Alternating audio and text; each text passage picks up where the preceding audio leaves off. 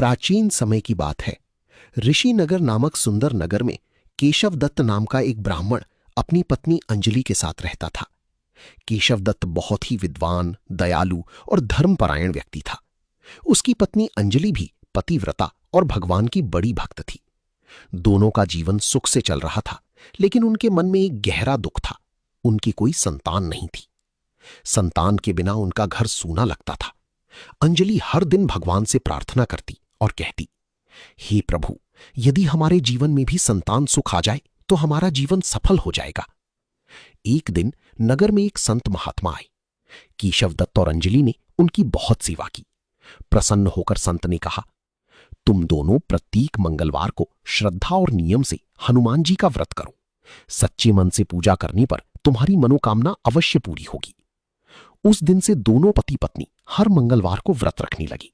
वे सुबह स्नान करके लाल वस्त्र धारण करती, मंदिर जाकर हनुमान जी को सिंदूर और चमेली का तेल चढ़ाती, गुड़ चना का भोग लगाती और हनुमान चालीसा का पाठ करती। समय बीतता गया, लेकिन दोनों ने कभी अपना विश्वास नहीं छोड़ा। एक मंगलवार को अंजलि अत्यंत थकी हुई थी। उसने पूरे दिन व्रत रखा और शाम को पूजा करते करते उसकी आंख लग गई। तभी उसे स्वप्न में तेज प्रकाश दिखाई दिया। उस प्रकाश के बीच स्वयं हनुमान जी प्रकट हुई। हनुमान जी ने मुस्कुराकर कहा, ही देवी, तुम्हारी भक्ति और विश्वास से मैं बहुत प्रसन्न हूं। शीघ्र ही तुम्हारे घर में पुत्र का जन्म होगा। तुम्हारी सभी दुख दूर हो जाएंगे। इतना कहकर वे अंतर्ध्यान हो गई। सुबह उठते ही अंजलि ने यह स्वप्न केशव दत्त को सुनाया। दोनों की आंखों में खुशी के आंसू आ गए।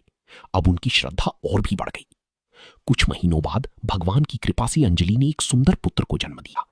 पूरी नगर में उत्सव मनाया गया। केशव दत्त ने गरीबों को भोजन करवाया, मंदिर में दान दिया और भगवान हनुमान का विशाल भंडारा कराया। धीरे धीरे उनका पुत्र बड़ा होने लगा। वो भी अपने माता पिता की तरह धर्म और भक्ति में रुचि रखने वाला निकला। घर में सुख, शांति और समृद्धि भर गई। एक दिन केशव दत्त ने अपने पुत्र से कहा, बेटा, ये सब हनुमान जी की कृपा है। कभी भगवान का स्मरण मत छोड़ना। उस दिन से पूरा परिवार हर मंगलवार को व्रत रखता और भगवान हनुमान की पूजा करता। नगर के लोग भी उनकी श्रद्धा देखकर मंगलवार का व्रत करने लगे। कहते हैं कि जो व्यक्ति श्रद्धा, नियम और विश्वास के साथ मंगलवार का व्रत करता है तथा हनुमान जी का स्मरण करता है, उसके जीवन की सभी संकट दूर हो जाते हैं और घर में सुख समृद्धि आती है।